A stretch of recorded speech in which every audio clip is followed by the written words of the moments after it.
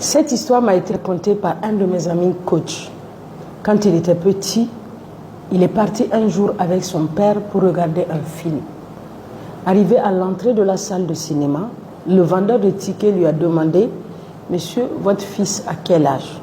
Parce que si jusqu'à 9 ans, c'est gratuit pour les enfants.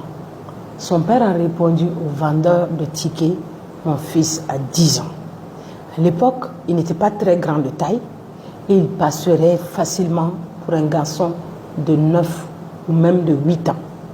Le vendeur a dit à son père « Vous êtes un homme honnête, monsieur. Vous auriez pu me dire qu'il a 9 ans et je n'aurais vu que du feu, nous ne vérifions pas l'identité. » Et là, son père a donné cette réponse inattendue au monsieur.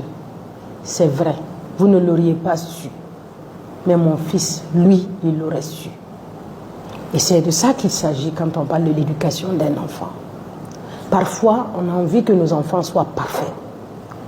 Mais nous devons être exemplaires en plus de leur dire ce qu'il faut faire.